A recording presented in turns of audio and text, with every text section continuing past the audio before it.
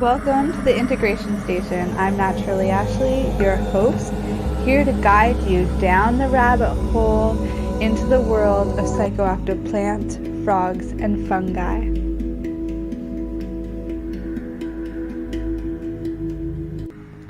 Good morning, you beautiful souls, and welcome back to the Integration Station. I'm Naturally Ashley, your host, here with teachings from Eva Payne, Andrew, and Ryanna today. We're going to talk about the Flow Life Retreat, what it's like to host mushroom retreats, and really what that process would look like. We're also going to dive into what the process of envisioning your future, executing your plan, and evolving actually looks like with Andrew. And then we're going to dive deeper into mushroom medicine with Ryanna. So stay tuned. This is one amazing, fully packed episode. We will just get right to it. Here we go. You're listening to the Pace Radio Network here at paceradio.net. The views expressed by the individuals during this broadcast are their own opinions, and they may not be the same as those of their group or other organizations they may be involved with. Hello, welcome you beautiful souls. I'm here with Eva. We were just talking and never even hit record. So we're gonna pick up where we left off. I just want to share first how much of a privilege it's been to connect with her for probably a year or so now that we've known each other, and yeah, it's always a good time. She's just keeps expanding her business, and I really wanted to use her as a vessel of inspiration for the rest of you that are just starting to launch and do these things, because what she's doing is amazing. Retreat, she runs a business with 6 kids. 2 of them are, more independent now, but still 4 at home. I've got 1. So, I know how hard it is, and I know that there's a lot you can share here. So Eva, please give yourself a little intro, and I've got some fun questions to ask along the way to keep everything flowing. Thank you so much for having me and asking me to do this. And I hope that there's one sentence in here that someone out there needs and is like, okay, that's it. That's my aha. That's the inspiration that I need. My name is Eva Payne, and I love when people say now, what do you do? Because I just do so many things. I'm an entrepreneur at heart. And so I really have to look at the person, what do you want me to say? Because I'm a mom. I have 6 kids. I have a 22-year-old, an 18-year-old who's graduating on Thursday, 16 and 14 and twin 10-year-olds. So 1 girl, 5 boys. So I have that going on, which I want to say, Ashley, there's really very little difference between 1 to 6. It's just, if you're already making food, you just make more. If you're already picking kids up from school, you just might have to make 2 more stops, So it's already like a break in your flow of the day of whatever you're doing. So just finding the balance and making sure that there's time for your kiddos and really being present with them when you are with them. Not letting my mind think about, oh my gosh, that email I have to send or this thing I have to do. I really try to just set up, I shouldn't even say I really have a schedule, but I kind of have a schedule. But when I'm with them, I just really try to be with them. And I think that's the key. And really my biggest takeaway of parenting for anyone out there is let your children be who they need to be. I really feel like our kids come to us whole and with their own unique personalities. I can tell you, having so many, that they are so different, every single one of them. And you just love them. And it's almost like you get to investigate who they are. It's not about me projecting onto them what I want them to be. It's who are you in there? Oh, I see you're an artist. Okay, what can I provide? What opportunities can I put in front of you that might help cultivate that within you? So they're all so different, and I just love each of them where they're at, and I don't really care about grades. I don't know, that's just me. I just say, did you do your best? And they say, yep. And I go, okay, because I don't really measure their success based on, did you get all A's? I just think are you a good human? Are you contributing to the world in some way? Are you contributing to the home? Are you being kind to one another? And I feel at the end of the day, whoever they will be, however they're doing this will show up in the world, they'll figure it out. I think aren't we all trying to still figure that out for ourselves? Oh yeah. Right? So it's it doesn't matter. Just have fun. Enjoy being young while you're young. yeah, that's my parenting piece. If there's any questions you have around that, but so I do that, and then when I was 21, many moons ago, I started a summer camp for kids impacted by HIV and AIDS, and I ran that for 20 years up until COVID and all of that, and hopefully getting back to that this summer, which is like a smaller session. But I have a lot of experience in running retreats and summer camps and whatnot for them, which is translated into now running women's retreats. And within this time frame, in 2015, I got divorced, and I really kept saying to my therapist, I've lost my flow. Because when I started the nonprofit, I knew nothing about starting a nonprofit. It was just my intuition felt really pulled to do this thing, and I just kept listening to it, and everything just started working out. The synchronicities just started happening, and I just kept going down that road, and it led to beautiful experiences for thousands of kids. But when you go through a hard thing or a hard challenge in your life, like a divorce for me, it really threw me off. And I thought, how do I find that flow again and that energy? And can we recreate that? And so I spent 5 years researching around flow. I've written 2 books around how to create a life in flow, whether it's the doing part of it or the being part of it. And then as I was coaching these women, and like, does this work? Are my philosophies crazy? I just saw that change was so hard and so slow. And I thought about my own change and being in therapy and going through something challenging. And that's when psychedelics just kept coming back into my world. I kept seeing it, researching it, hearing about it, just like the summer camp for HIV and AIDS. Like, I didn't know anyone impacted by it, but it just kept coming up. The signs were in front of me.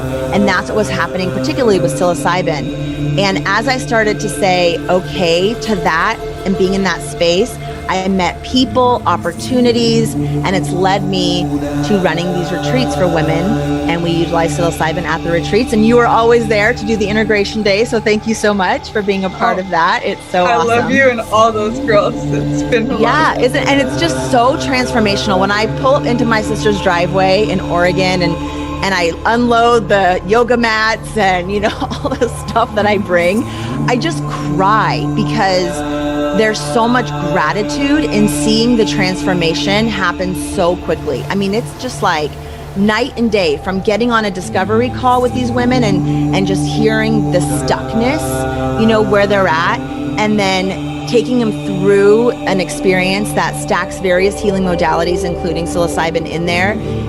Literally overnight, I see a change in them. Whether some of them it's dramatic, some of them it's like a light switch just went on, and for others, they go back home and they're less reactive. They're more thoughtful about their process, and especially if they continue through like a microdosing practice or something after, they see that like long sustaining change in their lives, and it's just so rewarding. It feels so good to do work that I'm in love with, really, and then I just feel like it's an honor to be able to do, and I just want to keep wanting to make it better. Like, how can I make it a little better? How can I streamline this process? And yeah, that's life, right? So this is the phase I'm in right now, and I'm loving it, and who knows what tomorrow will bring. I'm very much open to life and collaborations and people and stuff, but for today, I've got a retreat in a week. Here I go again, and it's just so exciting. So yeah, there's me babbling. Yeah. Oh, isn't it fun babble? And I'm happy that you bring all this to light, like the amount of transformations that can happen in an overnight.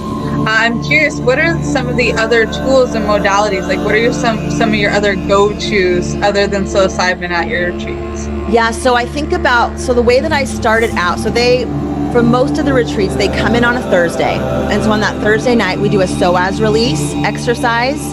There's a lot of trauma that we store in like that pelvic region of our bodies. So, and these are all different healing things that I did when I was going through. I went to my therapist. I'm like, can you just give me a checklist of like self-care things? She was like, there isn't one. And I said, well, I'm building one because there's gotta be, right? So I just started experimenting with all this stuff, and I went to this class. So psoas release is one of the things that we incorporate in that first night. We do a letting go ceremony where we write down something that they want to let go of, if not forever, at least for the weekend. And so they get to share that. And then we have this little wish paper that they write it on, and it goes up and burns away. So we do that. We get to know each other. There's like an opening exercises that we do. We also talk about identity and ego. And so a lot of people don't even know anything about that, right? Like that we hold on to these identities, and then going through a journey, a lot of times you lose that sense of self. And so preparing them for that. The following morning is when we go do a cold bath or a cold something. We jump into the ocean, we kind of Wim Hof, we do like the breath work, and we do this kind of stuff. And then they go into the water, and I tell the women, I say 1 minute is all you need to do. The therapeutic model is 3 to 5, but if you can just do 1 minute, So we go into the ocean or the river or whatever and have that experience, and it's just this very bonding moment for them. We also do a sound bath. So before the ceremony, I have this gal, she just started doing these sound baths, and I had her come in, and man, she is passionate about it. And when you have someone really everyone who shows up at the retreat, and whether it's on Zoom or in person, they're really passionate about what they do, and that really resonates. And so she comes in and she's playing bowls and beating a drum and plays around your head, and a lot of these women have never done anything like that. So they'll have like visions and stuff that will come to them in the sound bath. And then the gentleman that we source the mushrooms from, he comes and he talks about heart resonance, and he does a meditation with them before they partake. And then I've created this bag of stuff that they take into the journey with them. So there's like Kleenex if you're gonna cry. I have stones in there. I have a journal. So all these different components, and I wrote up a little thing for each of them, like the symbol of what it means. And so as they're partaking, they're opening these things out of the bag, and it's kind of like stuff to support them on their journey. An eye mask. They already have the playlist downloaded. Then they do the journey from 3 o'clock in the afternoon until 9 o'clock at night, and then we break their fast with some really beautiful. My sister is our chef, so all of our foods really she makes like this carrot soup, like very roots and beautiful stuff. And some people will share that night, some choose not to. The next day is all integration. So you kick it off in the mornings for us, and you just, whether it's like with the whole group, and I think you very intuitively just know what that group needs, or having them share one-on-one about their experiences, and then your feedback is just so amazing and beautiful for them.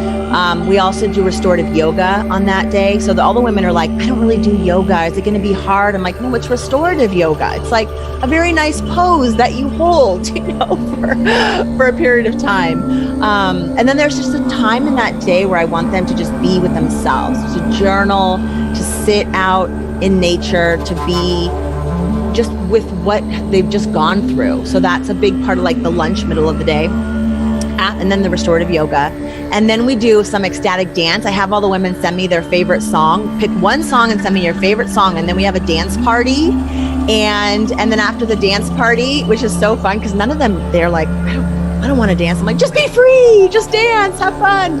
And they'll say that's like some of their favorite parts, is just this time to just like let go and realize you don't have to be so confined in a box. And then we do art therapy. My sister leads some different, like this right here is one of the things I made at one of the retreats. I don't know if you can see it very well, but so she talks about like just letting go and like diving into an art, and just not worrying it. There's no perfect. You're not trying to be anything. And then the following day, we do a little gratitude practice in the morning, and then that's it. So sometimes there's more things, sometimes less things, but in general, I really think about preparing the body, having the experience, and then bringing it all back in and doing that integration piece at the end.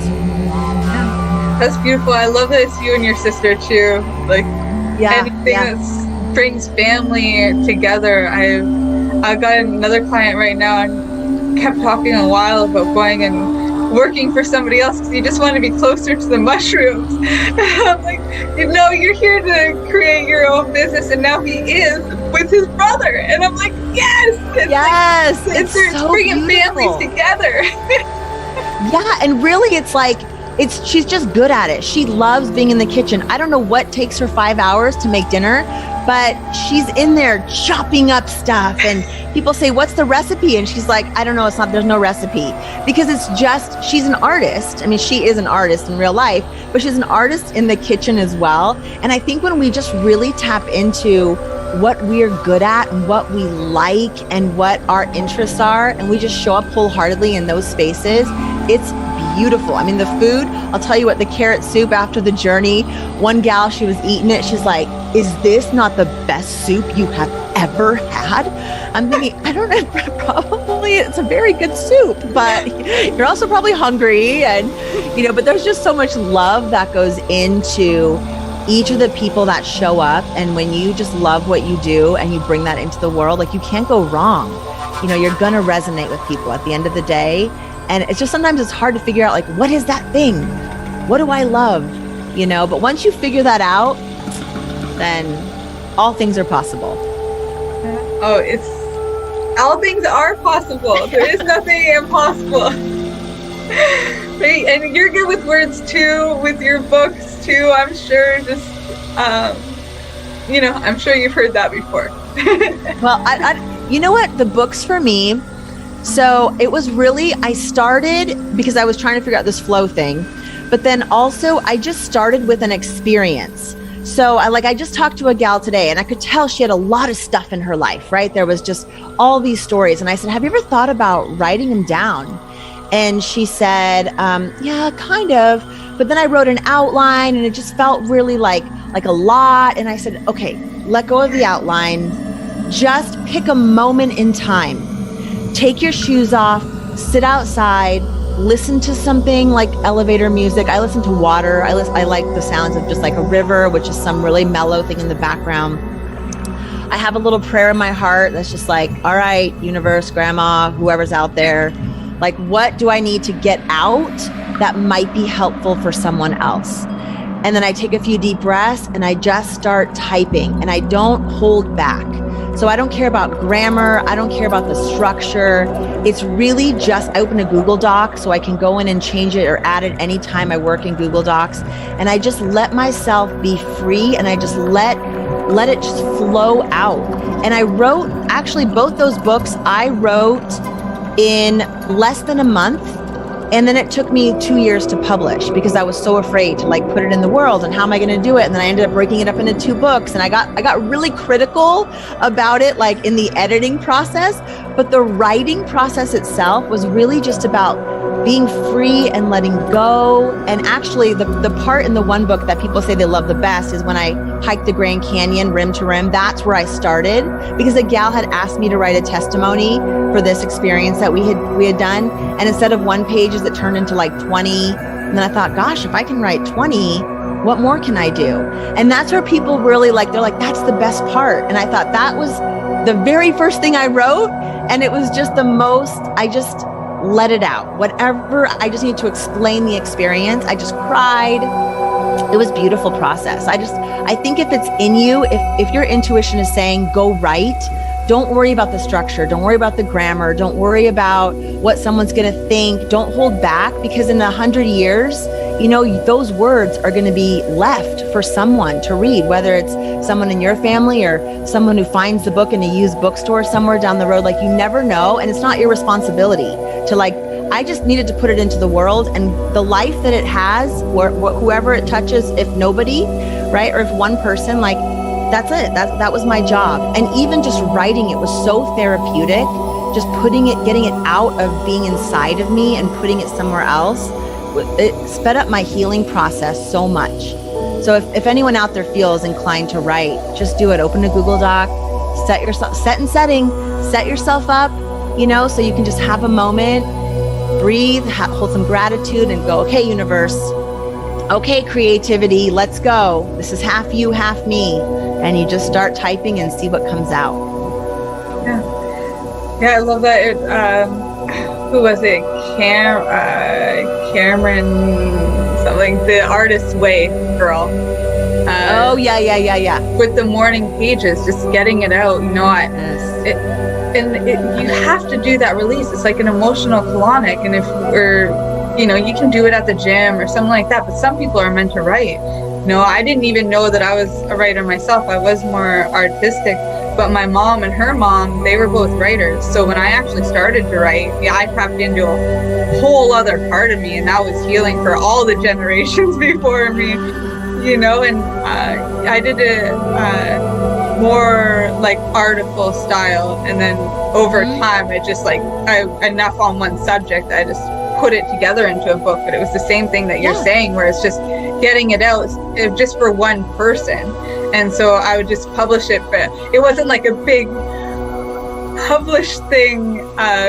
For me, it was because it was all in small little pieces, you know. It was just all this, like, just a little article, just one thought, just getting that out. So it was over time with the compound effect. But you know, it's so easy to put out in the world nowadays, right? Like if you want to put something in, like, you just self-publishing is really a pretty easy process. Although I will say, Ashley, one of the things you talk about at the retreats, and I've heard you say several times, is to write things and then burn it.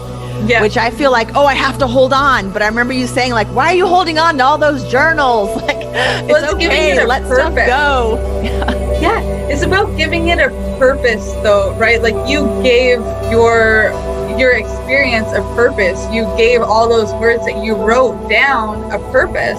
And while I do definitely recommend burning rituals a lot and very often, when we're writing stuff down, it needs a purpose. So if you're just writing it down and then putting it on a shelf, or, you know, leaving it in Google Docs, you know, you don't there is no virtual dust, but, you know, it gets, you know, a whole bunch of other stuff pile on top of it and it never gets touched again. You have to give it a purpose. So you turn it into something else. And sometimes that's turning it into smoke and ash. But, you know, sometimes it's going through it and reading and deciding this needs to go to trash, and this is a great idea that I should build on, and this is going to go into a book.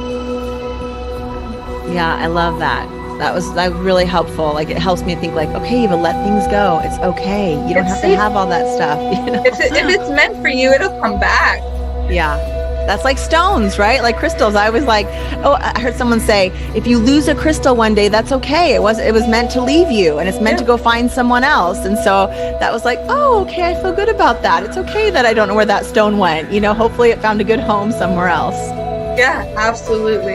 It's fun, giving it a purpose. And we do it. Part of it's trusting that the universe is always going to provide for us. Mm-hmm. We hold on, I think, at a scarcity. And sometimes when we're holding on to words, or a business idea or anything like that, sometimes we hold on so tight because we're scared that somebody else is going to do it or do it better. But at the same time, it's like, that's going to happen anyway. Like, how many of us get those genius ideas and then we don't act? Action is so important. Yeah, and I think when something wants to be created, it's just looking for open vessels. I mean, there have been inventions that have happened at the same time in totally random parts of the world, right? It's like, it's out there in the ether. So if you don't do it, someone else will. It's not going, darn, it's never going to come to fruition because Eva didn't take action, right? Like, it's just going to find someone else, like, to do it. So why not let it be you? And I love what you said about not holding on you. I think about that with these retreats where I've got like that one spot left, or like, who's that person going to be?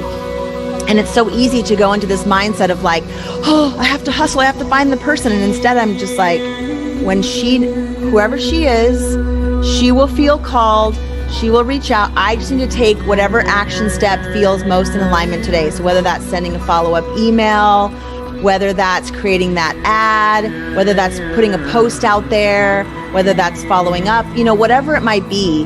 Asking the women, can you write a testimonial? Maybe someone needs to hear from someone else, not me, you know, so getting that testimonial to then share out to the list.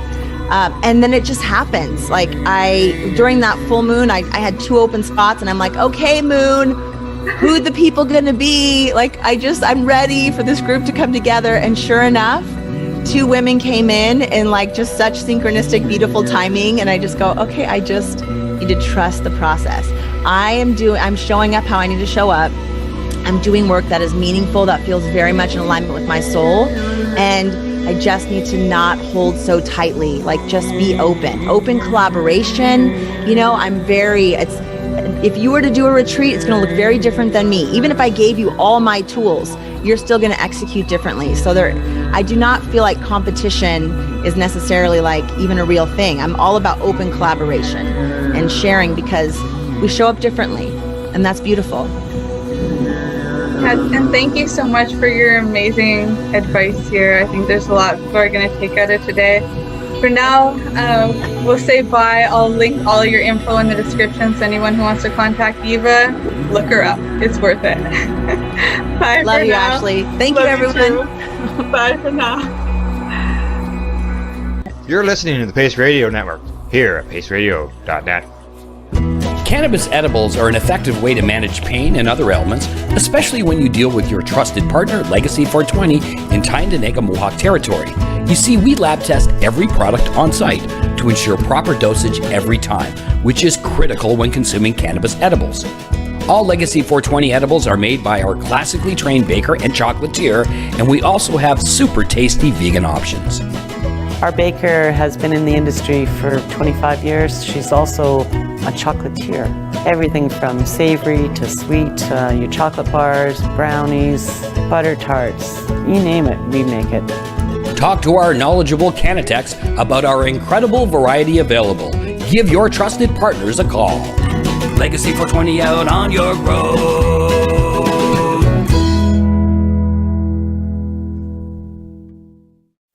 In February of 2022, the Victoria Cannabis Buyers Club and Ted Smith were fined $6.5 million. This for helping 8,500 patients with access to medical cannabis. In our interview with Ted, he spoke to us about how people can donate to help in an upcoming court challenge. And here is part of that interview. From what I've seen lately, I believe that you've got something that you're trying to do as far as fundraising to deal with this next court challenge. For now, people can write checks directly to Jack Lloyd Law Corporation or send e-transfers to savethevcbc@gmail.com. I guess those are the two easiest ways for people to help right now. PACE Radio is the People Advocating Cannabis Education Radio Network.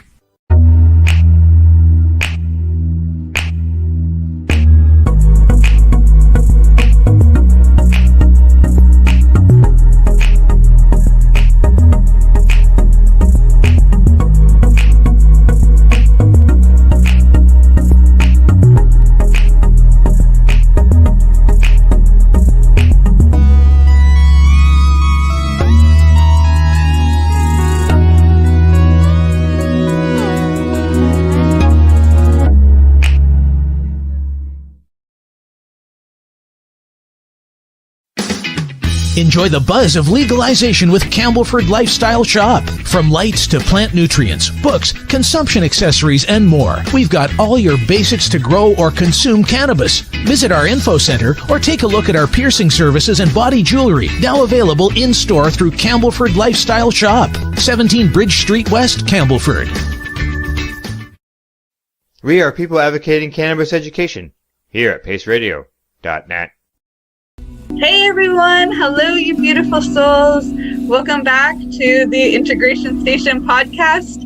I've got a special guest here, Andrew, and yeah, I'm just really excited. We've had him on before for another collaboration, and at that point in time, he was mainly known for being the microdose guru. Now he's here to share even more about psychedelics, alchemy, spirituality, and I'm really excited to just pass it over here and start getting into some of these fun topics. So Andrew, if you want to give yourself an intro, let everyone know what you're up to now and how you're helping people. Yeah, thanks for having me on, Ashley.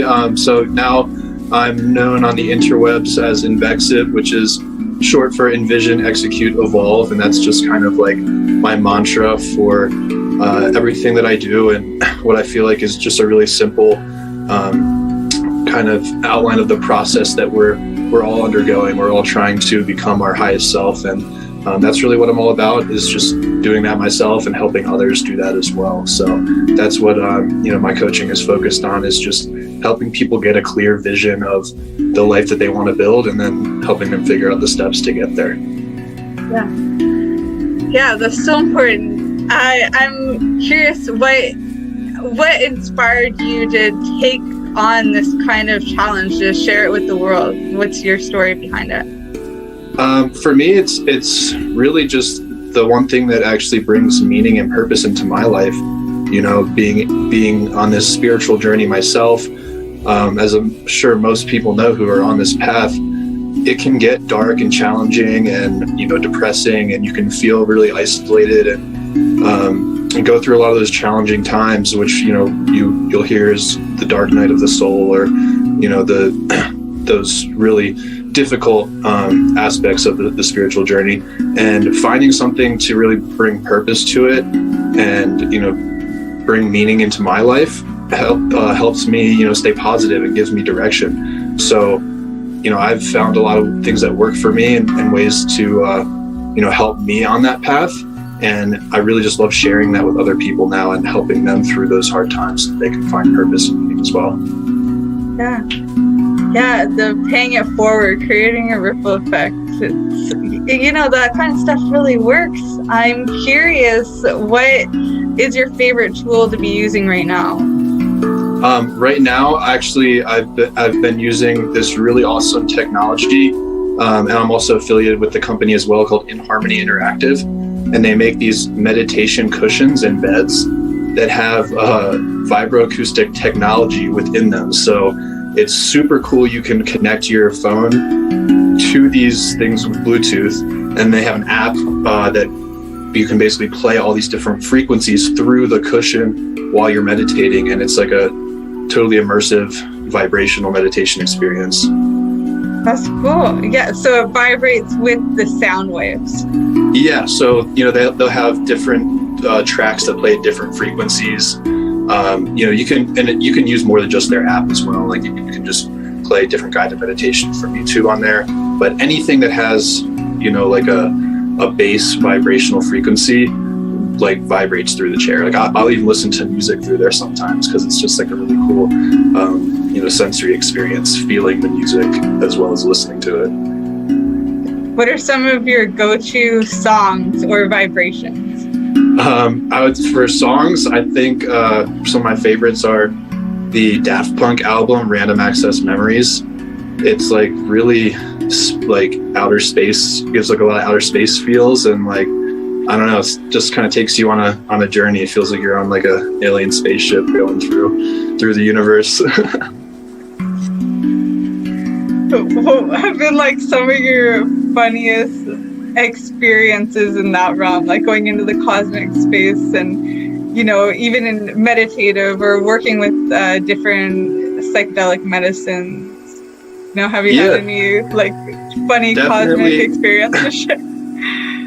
I mean, I don't know about like funny really, but like just, it's always just like a different, you know, like almost unbelievable type of feeling. Like, it's, you never like can imagine that this is possible. And then like, once you're there, it's just like, it feels almost so like natural and normal, you know, like that's where you're like meant to be. And I think that's just led me to develop a better understanding of like, you know, our true like spiritual nature as, you know, the being, the energy being that is so much more than just this body.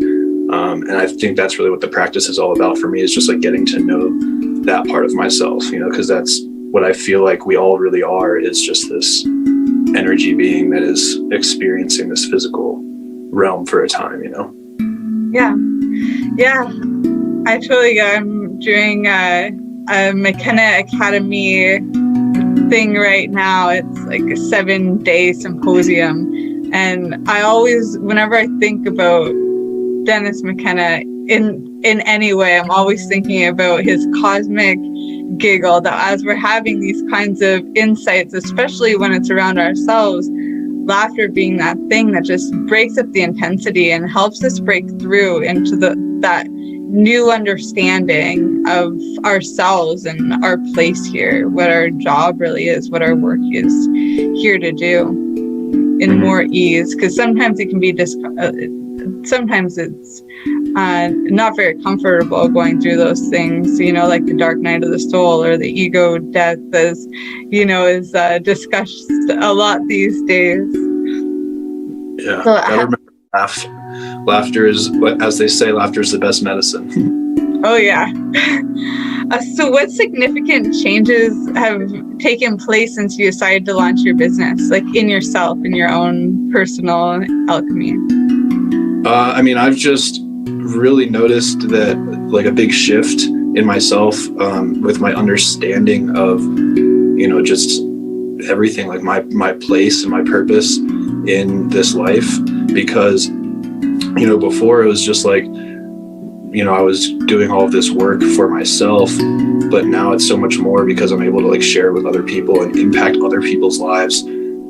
So I think just it's just reinforced everything that I know to be true, and like everything, all the new beliefs that I've formed over the, you know, past 10 years of my life when I've been like going through this process on my own. It's just kind of reinforced that in a way that gives me like a new level of confidence and ability to just speak about it and share it with other people, which has been really amazing. What are some of your outlets for sharing these days? I mostly, you know, just use TikTok and Instagram. I really enjoy the TikTok platform. I kind of resisted it for a while, you know, and like I never was a big technology person or social media person, you know, when I was younger, and just always like resisted technology. But in the past couple of years, I've gotten, you know, on TikTok, and I've really enjoyed just speaking my mind and making like short little videos just about, you know, downloads that I have while meditating, just like sharing. I write a lot of poetry, so I share my poetry on there as well. And it's just a really cool way to interact with tons of people in a really, you know, like immediate fashion. So yeah, that's mainly just making short videos through TikTok and Instagram Reels. Yeah, I watch your videos too. I love them. And you get a lot in a short period of time. I always have beautiful scenery around you. Yeah, I've been getting better at it, you know, like when I first started out, I just kind of did it like just, you know, just had fun with it. And that's what one message I really like to communicate with people is like, if you want to start sharing stuff, you know, just do it. Like, don't like worry about like that you can't make a video that's as professional as somebody else. Like, you have to start somewhere, and, you know, just start getting reps in and practicing, and you'll find, you know, new creative ways to make them better along the way. But unless you start, you're never going to actually get to that point. Yeah, that's one of Napoleon Hill's main topics too, is get started before you're ready. You know, it's you make the decision, the commitment to yourself. You know what your end goal is. It doesn't matter what it takes to get there, so long as you just start taking action in that direction right away. And, you know, if you put out content that's not that great, like, the internet has such a short memory, people aren't going to remember the like not so great content, but they will remember the really great content that you put out. And that's, you know, all that really matters is like, if at first, you know, you put out a few videos that aren't that great, just keep at it. And when you have one that really connects with a lot of people, you know, that's what you're really going for is, you know, sharing a message that's important, that's going to help someone who needs to hear it. Yeah, absolutely. It's about who is there to listen, because there is somebody who wants to hear it. It's not always, you know, sometimes, especially in this realm when we're coaches, it's like we want to help our family and all of our friends, and sometimes it's not them that it's for. They're not always the most supportive, but once we get out there, you know, we realize, oh wait, there is somebody out there that wants it, and maybe it's just the one person the first time, but our most loyal followers that come in over time, they're there to support us in the growing process. So it's like they don't care that the first one sucks, because they still related to it, and over time they're going to see that progress. And over time, as you become more ready for what's available to you, once you're doing the work, then you are ready for it. You know, I was just having for an example, I was just on a call with a client earlier this morning, and she was talking about only getting one like in all of her posts so far in the last couple weeks. And my comment to her is, once you're ready, there's going to be all the others, you know, so you just focus on the one for now, you know, and what is it that they're doing, and practice your communication. I had so much social anxiety, like I could talk to anybody. It was like I was the type of person that goes and plays with the dog, especially after my sobriety. Like, I had liquid courage when I would drink back in the day, but you know, once I got sober, it was like just me and the dogs. Yeah, totally. I mean, that's why it's important just to get those reps in and just practice, you know, like, because once you kind of do it, it just becomes automatic, you know. And I think a lot of people get discouraged and like try it for, you know, a week or two, and then they're like, well, no one's liking my videos, or no one's watching my stuff, so I'm just going to stop. But you can't have that attitude. Like, you just have to keep doing it. And like you said, when you're ready, like it's all about being able to attract, you know, what you need as well, you know. So when you're ready, when you're putting out that right vibration, like, you're going to attract back what you need and what you're ready for in that moment. I'm curious, we've talked a bit about business here. What do you do in your free time? I've been getting really into running lately, actually. I signed up for a half marathon in a month. So I've just been like doing a lot of trail running and trying to get myself trained up so I can actually run this whole thing, and just getting really into like fitness and stuff lately. You know, because I've, you know, recently been, you know, forced into sobriety through a series of, you know, circumstances in my life where I'm being drug tested at the moment. So that's kind of different for me as well. And it's just kind of led me to experiment with new and different activities. So I've been like lifting weights a lot, hiking, trail running, and that's stuff that, you know, I've always done before, but I guess for a couple years I just kind of got away from that stuff, and it's been good to get back into like really good physical shape. It just feels really good. Yeah, sometimes life throws us exactly what we need when we need it, you know. And it seems to always do that, I think. It's just if you're paying attention, and you know, and how it's all your perspective and your perception of it. You know, you can get mad and like upset about a difficult situation, or you can look at it as an opportunity or find the lesson in it, you know. Yeah, my mentor, Dr. Dan, he always says life's happening for you, not to you. Whenever you get in that victim mindset, it's important, you know, just take responsibility and go with it. So when it comes to running and all that, there's such thing as a runner's high. And I was just doing a DMT documentary, and Wim Hof was in it talking about, you know, the DMT being released in the lungs, and, you know, I doing some Kundalini dance training, and that's all about opening up your third eye and getting the DMT released through there, and again through the breath work. And so I'm curious, are you able to get to these states from your past experience working with medicines? Are you working on it? Is that one of the goals? that is one of the goals. Like, I wouldn't say that I've gotten really good at reliably like accessing it at this point, but it's something that, you know, I've been practicing a lot. And I think that really is like kind of where I'm at right now. You know, I love psychedelics. They've helped me so much in my life, but now I'm at the point where I want to be able to, you know, access that realm that psychedelics shows us without needing any chemical assistance. Not that it's bad, you know, if that's something that you're in a place in your life where you need that experience, you need that, you know, that message from the medicine, you need that experience, then do it. But right now for me, it's like I'm having more you know, more fun like getting really into deep meditation and doing, you know, breath work and like intense exercise and stuff like that, and trying to access those realms without any assistance. And I think that ultimately that's like the mission we're all on, is being able to connect with source, you know, just instantaneously, like being able to have that clear connection without like removing all the limitations that stand in the way of being able to communicate with the infinite at any moment.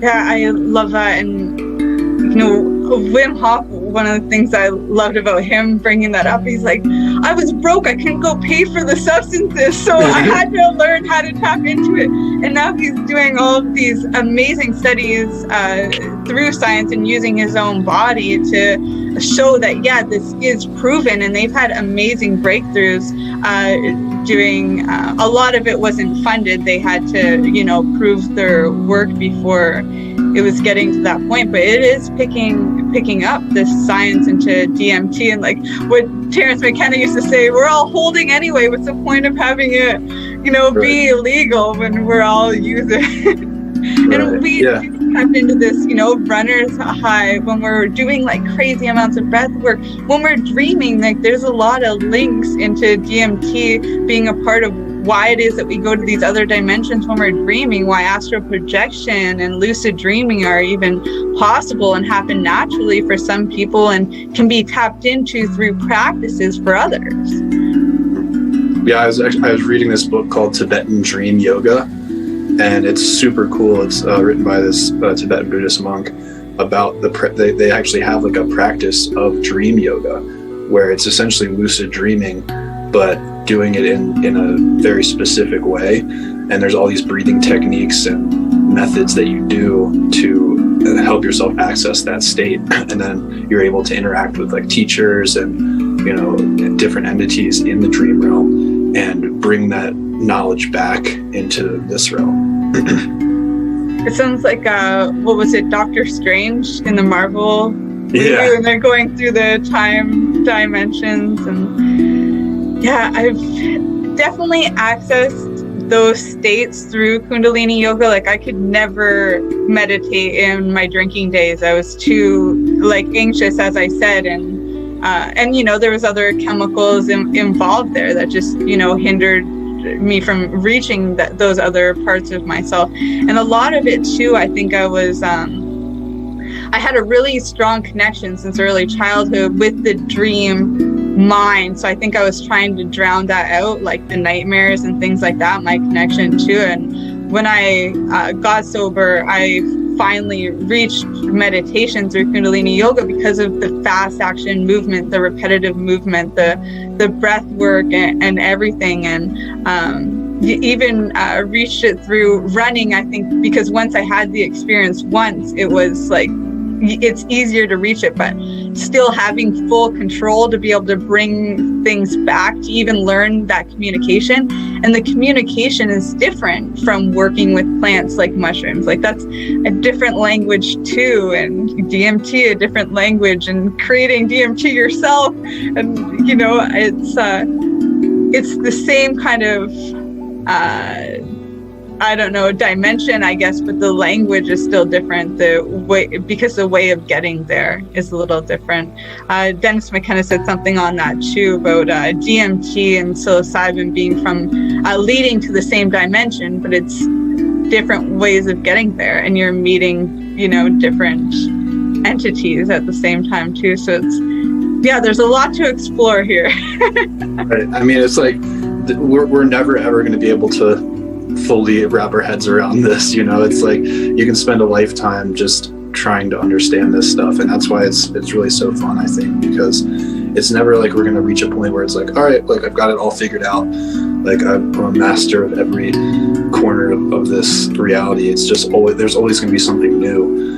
And I think that's really like the core of like the mystery of life, and like why we're all here is like just constant exploration and like constant change. Change is the only, you know, thing we can depend on. And I do want to touch on like how you said you kind of wanted to drown it out, and I really resonate with that, because I think especially if you have that kind of connection at a young age, or you like go through your spiritual awakening at a young age, like it can be a kind of overwhelming and like be like too much all at once. And I think I made a TikTok about this, about how that's what I feel like how a lot of people get into addiction is because your body doesn't want to like leave its comfort zone, you know? So it's trying to find a way to like keep your vibration in a lower state that it's comfortable with, that it's familiar with.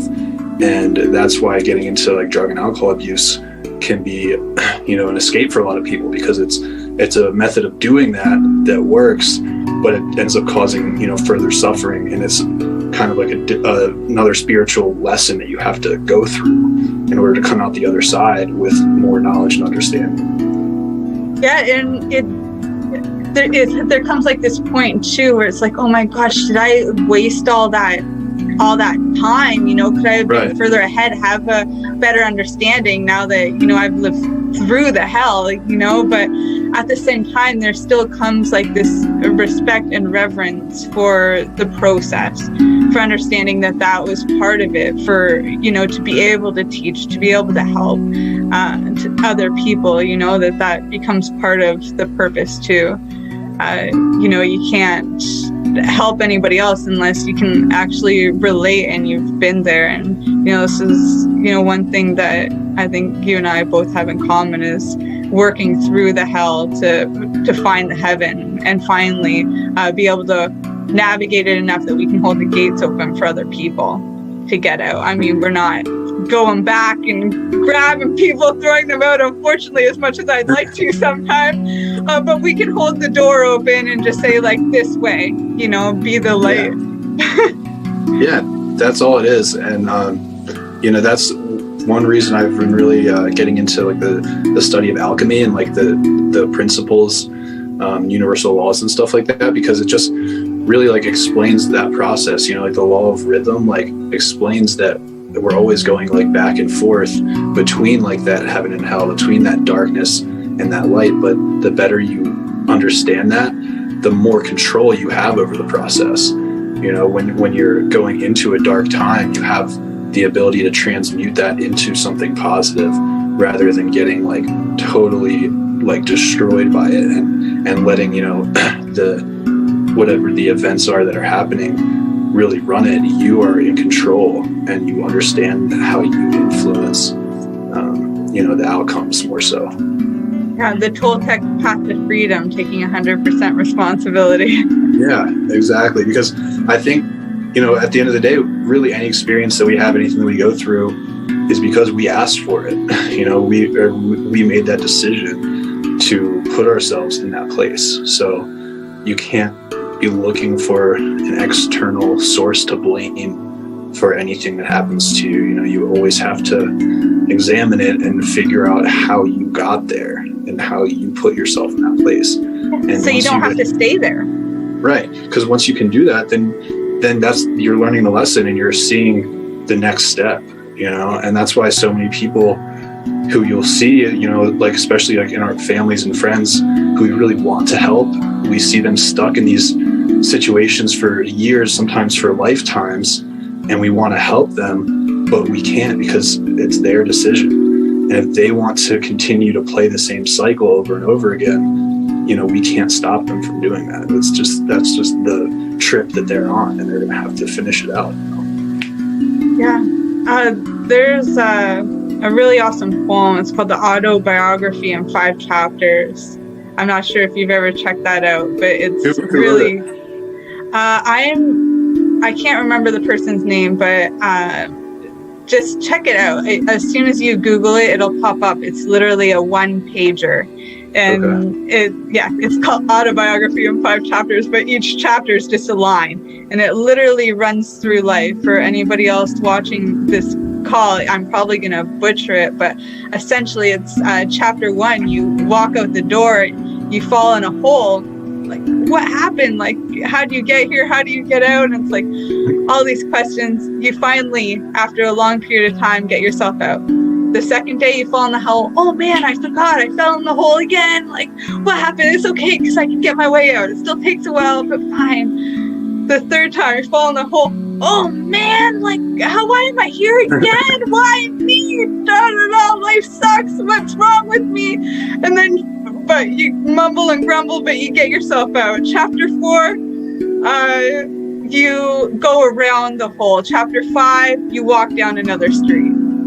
So. Right. I think I have like maybe seen like a TikTok of someone like reading that or something, because it sounds really familiar. And the context that I heard it in was relating it to like habits and changing bad habits, because it's the same, you know, analogy there. It's like if you pick up a bad habit, you know, every time you do it, you kind of get a little bit better. Like quitting drinking or something. Like maybe you try 3, 4, 5 times, but every time you get a little bit better at it, you pick up something else, you pick up a little more knowledge, you pick up some more skills that are going to help you, actually finally overcome it at the end of the day. Yeah, and to just enjoy the process while you're doing it. You don't have to beat yourself up for those moments if you're able to find a lesson in it and then learn how to love yourself still. It doesn't, it's okay to fall in the hole as long as you're learning and remember your way out. Yeah, I think a lot of people have trouble with that, where they're just like, once they fall in the hole, they're just like, well, I'm here now, I might as well just like stay, like if someone falls off the wagon or something, it's like, well, I had a drink, so I might as well just keep doing it. Like I already failed, but it's like, it's okay if you mess up, just get back to what you were doing the next day, like just don't allow it to get you down into like that negative spiral of events. Because once you do that, you're going to have to come a lot further back to get back to where you were. Right. So we just have a couple minutes left here. I got one last question for you if you're ready. For sure. All right. So if I give you a magic wand that could grant you 3 wishes, what 3 changes would you make in the world? Oh my goodness, this is a hard one for sure. It's like, what would I change? Oh man. Well, I would probably just legalize all illegal substances, because I think that would solve a lot of problems. Because I think a lot of the issues we have in our world today are because of laws that don't make sense, and like law books about this big, and all we need is like this. Right. Just make the one law: do no harm. That's the only law that needs golden rules. Yeah. So do no harm is the only law. I would probably do away with like money as we know it, and just create a system of being able to create value within small communities, and just give people a chance to flourish and really live meaningful lives in touch with nature. And I don't know, is that already 3 or do I have one more? You got one more. Let's see. I would make all the world leaders understand love. I love it. The third one's always the deepest. Yeah, that would definitely solve all our problems. Yeah, people were operating from a place of love instead of greed and control and power and whatever place they're in. I don't know. I can't pretend to know or understand it, but it just doesn't seem like a good place to be. Yeah. I love that you wish better for them. We just had someone in the group freaking out yesterday just about, none of it's fair. And, everybody has like their breaking point. It was just like, finally the anger comes out, and it's healthy to get it out too. But, I love hearing that you're in the place. I know it's going to be inspirational to a lot of people, that it's just come back to love. Yeah. And, we can't see ourselves as separate from anyone. I wrote a little note in my phone the other day for an idea to make a video. And the idea was there is no them. It's always the us and them mentality. But there is no them. We're all one. And once you understand that, things become a lot easier. Life becomes easier because you don't feel like you're up against someone. You're really, what we're all doing is working to create a better world. And like, it doesn't matter that there's people out there doing bad stuff. Like, as long as you are doing positive, eventually good always wins. Like watch Star Wars or Lord of the Rings or any of those great stories, and that's what it's about. It's about that good always overcomes. I'm just thinking of I think it was Endgame or something. He's like Spider-Man fan, and they finally beat out Thanos. That's my vision. Yeah, I mean, that's essentially every story is that same story. It's like, that's what that's what we love to watch. You know, that's what entertains us as these like spiritual beings who are balancing darkness and light within our lives every day. We love watching these stories of people doing that, of people fighting these great battles, you know, on the big screen. And it's pretty funny that like almost every story, great story, I feel like if you looked at it boils down to that basic idea. I'm with you there. All right, Andrew. So if you want to take a couple of seconds, you can let everybody know how to contact you and get in touch, you know, continue the conversation one-on-one. I'm also going to link all your information below for anybody who doesn't catch it on this call, but yeah, give yourself a shout out. Best place to reach me is through Instagram DMs. So that's at Envexive, so ENVEXEV. So yeah, just shoot me a message there, and look forward to talking to you guys. Much love. Yeah, thank you much love, Andrew. for having me, Ashley. It's been super fun talking as always. Yeah, thank you so much for being here. I really appreciate it. It's sharing you with everybody. You know, that's my honor. Thank you, Andrew, for everything that you're doing. We'll talk soon. All right, great. Bye. We are people advocating cannabis education here at paceradio.net. Enjoy the buzz of legalization with Campbellford Lifestyle Shop. From lights to plant nutrients, books, consumption accessories, and more, we've got all your basics to grow or consume cannabis. Visit our info center or take a look at our piercing services and body jewelry, now available in-store through Campbellford Lifestyle Shop, 17 Bridge Street West, Campbellford. PACE Radio is the People Advocating Cannabis Education Radio Network. Are you a cannabis content creator? Are you looking for a place to have your content seen? If you answer yes to both questions, then you need to check out cbgtv.com. CBG TV broadcasting to a worldwide audience. Find us at cbgtv.com. Are you watching television on Roku, Fire, maybe an Apple TV or even Chromecast? If you are, then download the Boxcast app and search for CBG TV.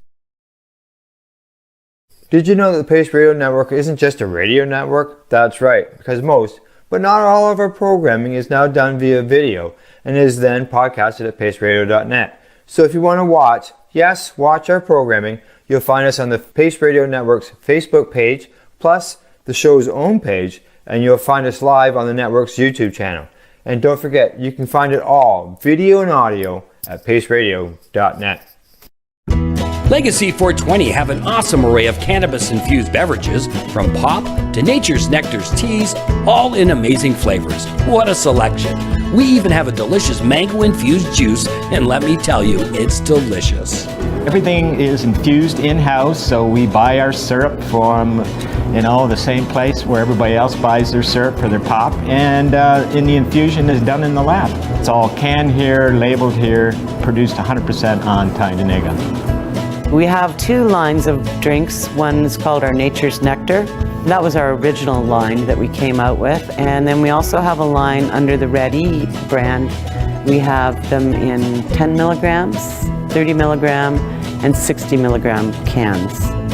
What a great selection for a get-together with friends or after a long day. Remember, if you want to wet your whistle with on-site lab-tested products, come see your trusted partner. Legacy 420 out on your road.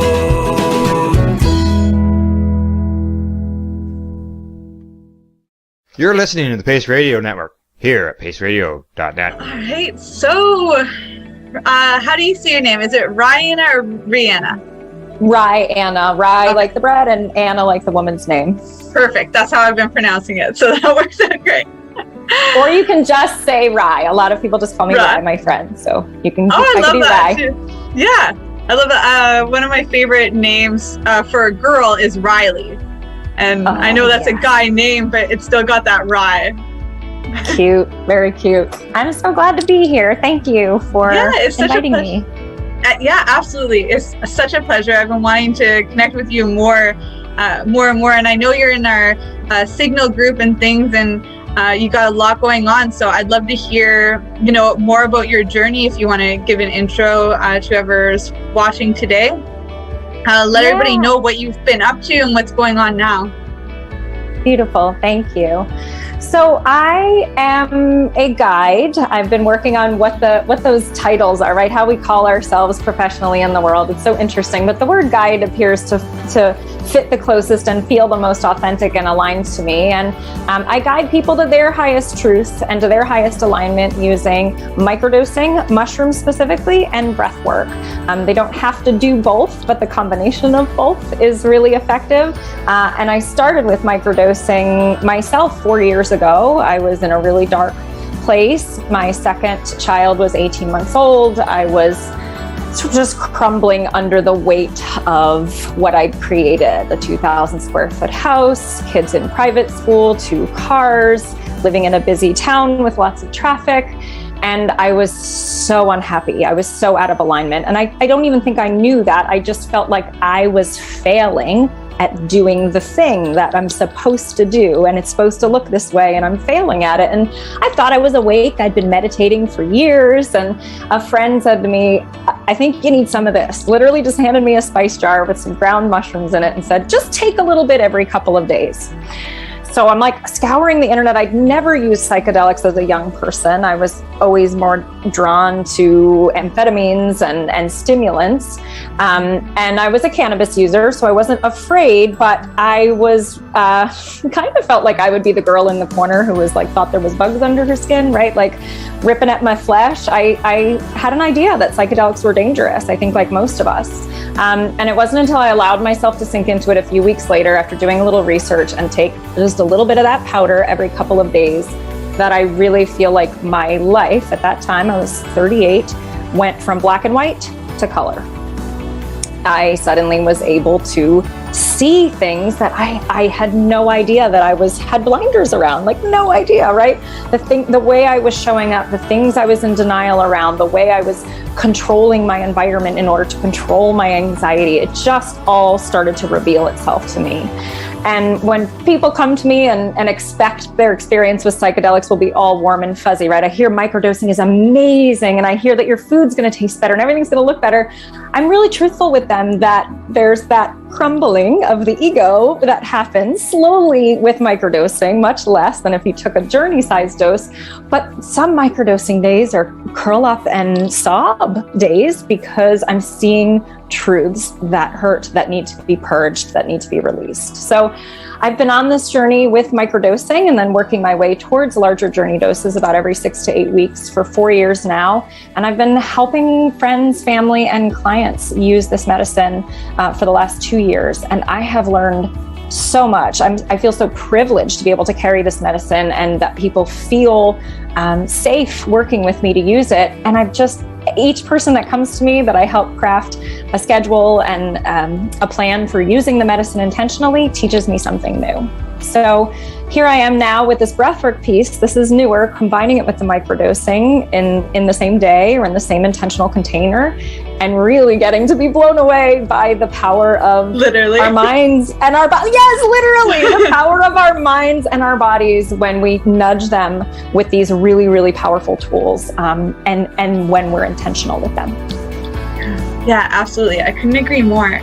I'm curious, what's your routine look like for microdosing now that you're a professional in the space, now that you've had 4 years experience? What would you say that dosage chart looks like for you?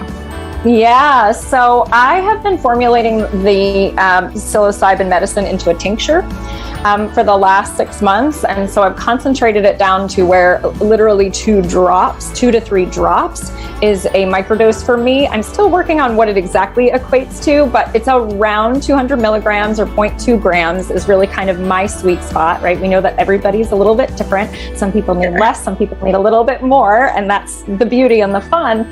And I'm really in this intuitive place using it. I'm more towards the Stamets schedule of about 4 days on and then 3 days off. The weekdays appear to be the days when I need that support more with juggling work and kids, so I choose the microdosing there. And then the weekends, I allow myself to do the integrating, to get in the hammock, to maybe feel a little bit more low by that third day off, right? I call that the contrast day, the one where you're like, oh man, I wish it was a microdosing day, because everything might be a little bit more sparkly or more alive, but allowing myself to be in that contrast day, maybe on a Sunday, and just be okay with what's there. So yeah, about a 4 on 3 off, but it's really intuitive. If I'm having a really easy week that feels okay, I might take a break for a few days and see what's there without the medicine. And if I'm really struggling, if there's been some family conflict or something and it feels really hard and heavy and tense, I might take 5 drops and I might do it 5 days in a row before I give myself a break. So there's an intuitive piece there that I think sometimes we need permission to tinker with the medicine. Everybody, a lot of people want to do it just right, just so. But once you're connected to the plant, to the consciousness of that plant, and to yourself, and you know what your intentional routine looks like, I think it's really beautiful to be able to tinker.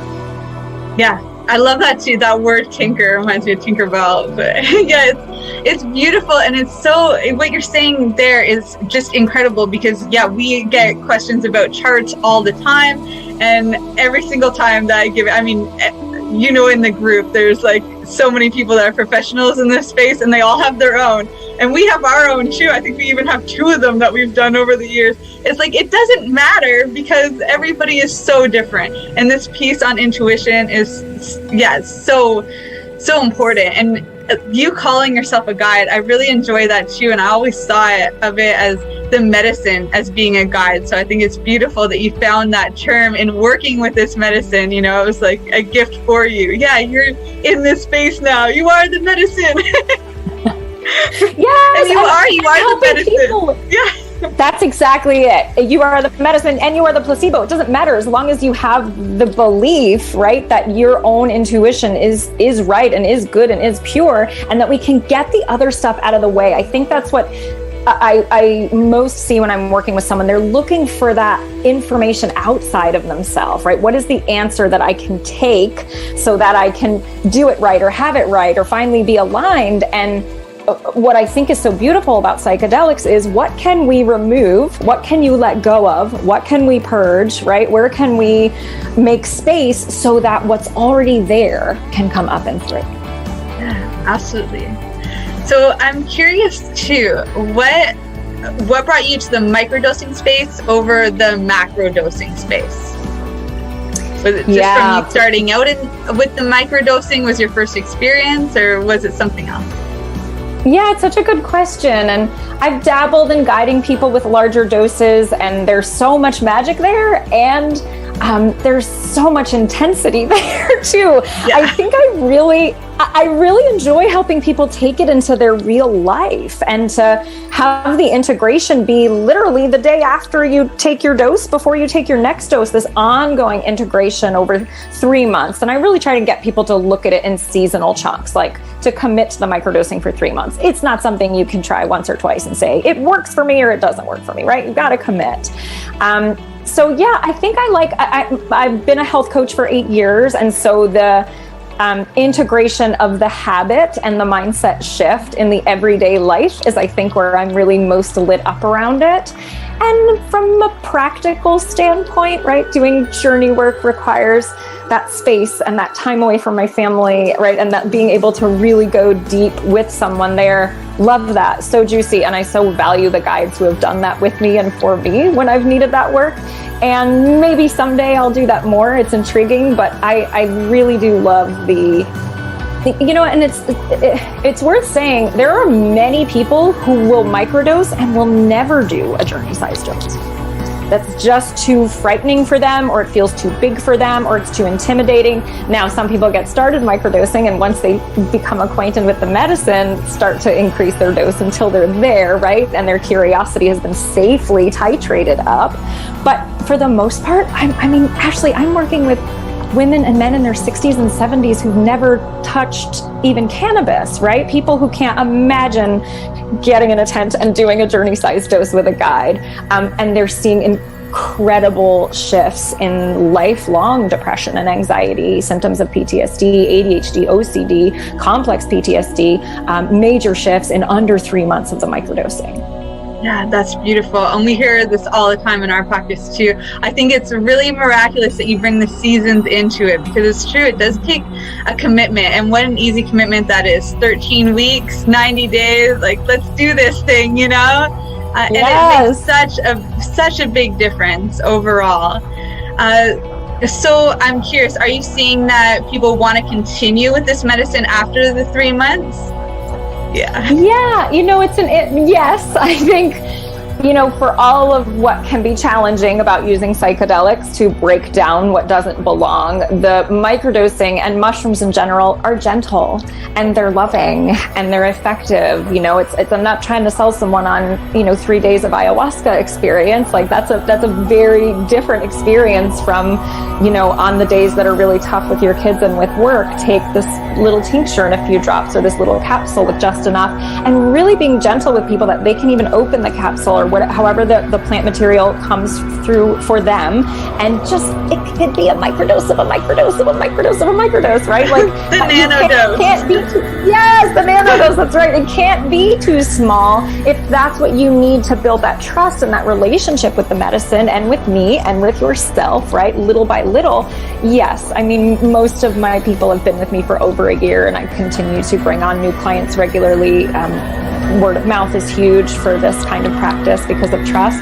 But yeah, they come back, and now they take breaks too, which I think is important. People always want to know, am I going to get addicted to microdosing, right? Am I going to not be able to do my life without it? And the hard answer is no.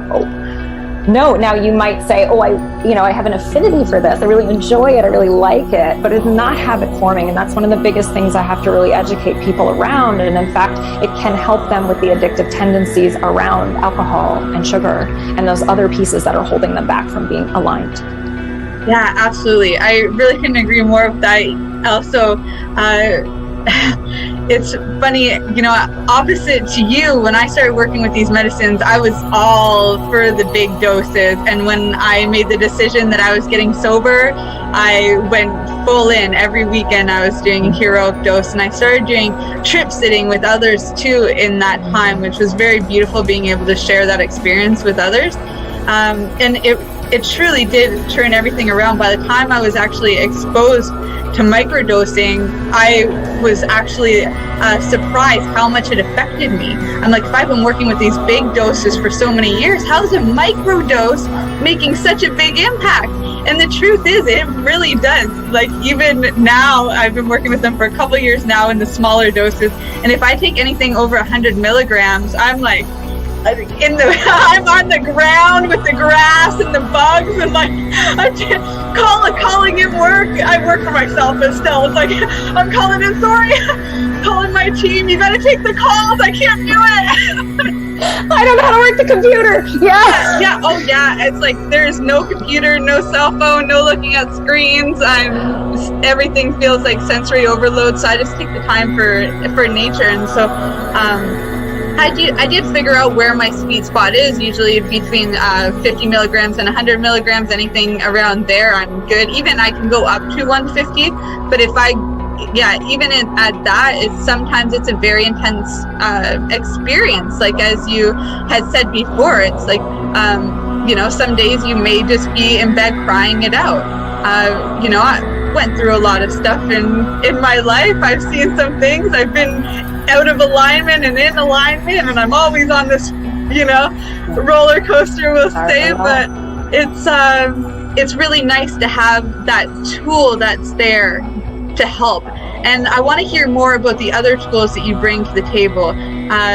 You're talking about breath work here, and I again find that so interesting and so important. The reason why I was even able to get over those addictive behaviors was because not only was I working with doses of psilocybin, but I was doing Kundalini yoga, like hardcore, 2 hours a day, and that is crazy breath work, right? So, so how are you integrating this in? How did you get into breath work? How are you using it for yourself and with your clients?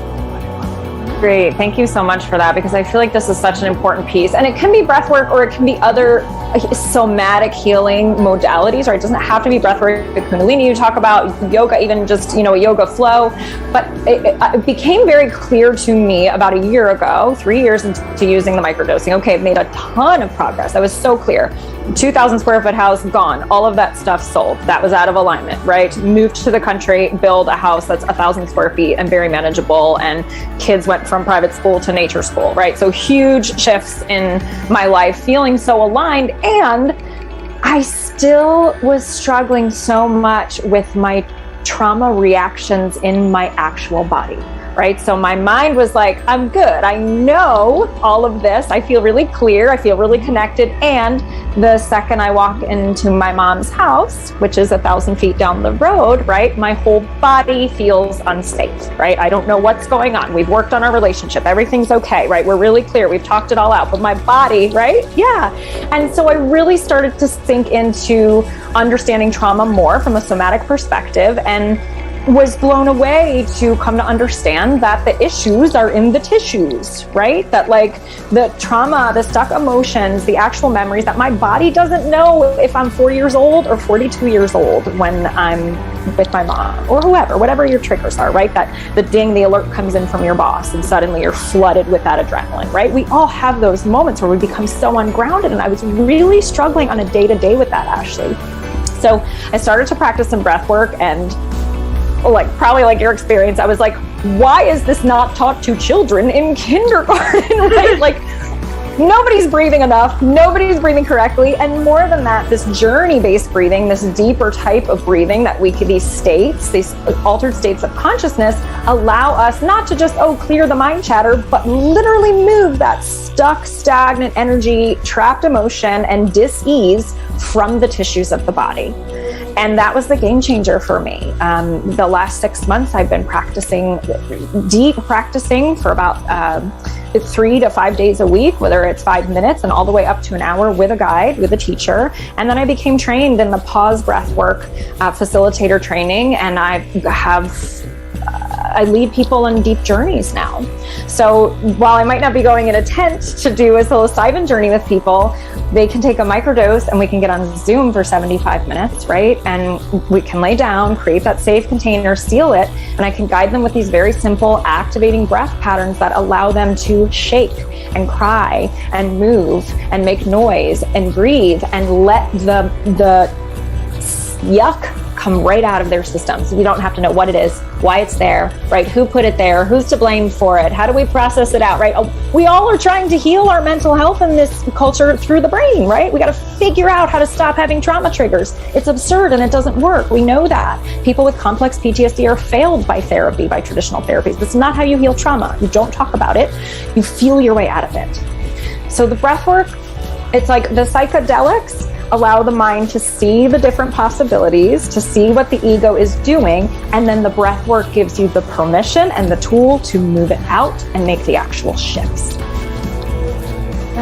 That's awesome. I love how you explain that too. The issues are in the tissues.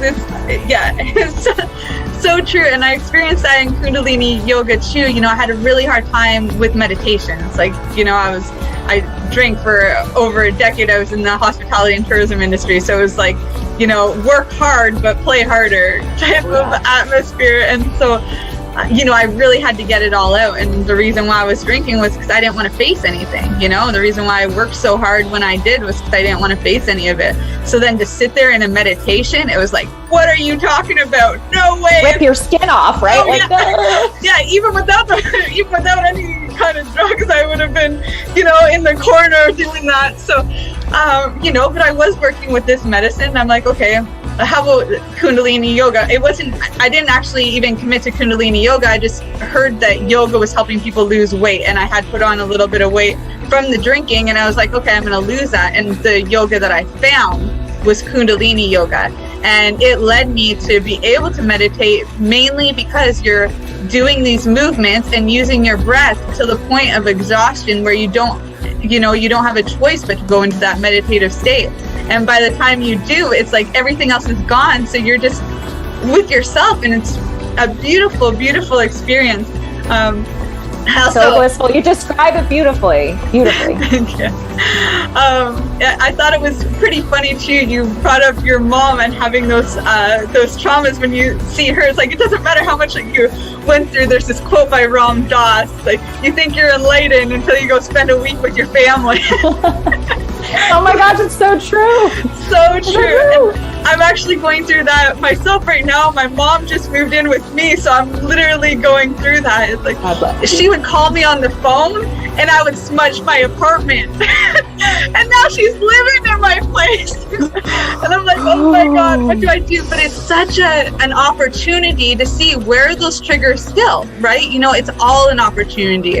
And the fact that I am able to go into it with observation instead of, you know, being triggered and going into that child self and freaking out. It's instead, I get to stay in me. I get to stay present in the moment, and I get to consciously make sure my boundaries are set. I get to consciously practice what healthy boundaries look like and what healthy communication looks like.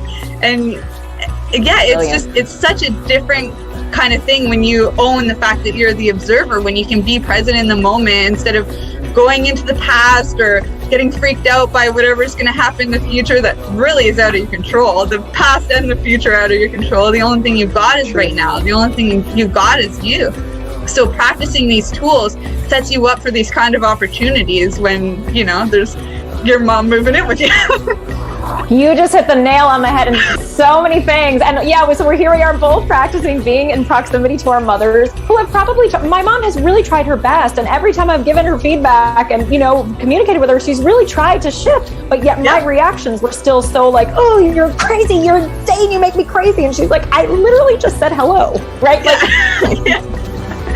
Oh yeah. So owning that. And you said something really key, being curious about trigger. That's what the microdosing does for me and for the clients, right? There's enough of that space, there's enough of that room where you can unattach from this idea that your emotions and your thoughts are you, right? And come up over here and say like, oh, I am observing myself totally freaking out right now.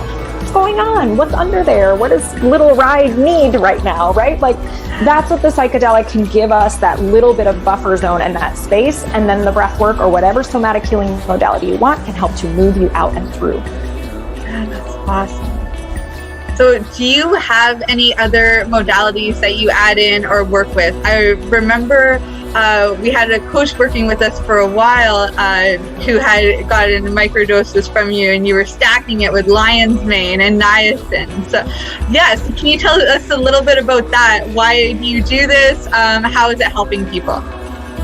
Yeah, so the stack is really interesting, and not everybody responds to it. I actually let people add that to the psilocybin now, the niacin and the lion's mane. But there's some people respond beautifully to it, and it just kind of lights things up a little bit more in the brain and activates things a little bit more, especially those folks that take the microdose the opposite of you and are like, I think I feel something, right? I'm not quite sure I do.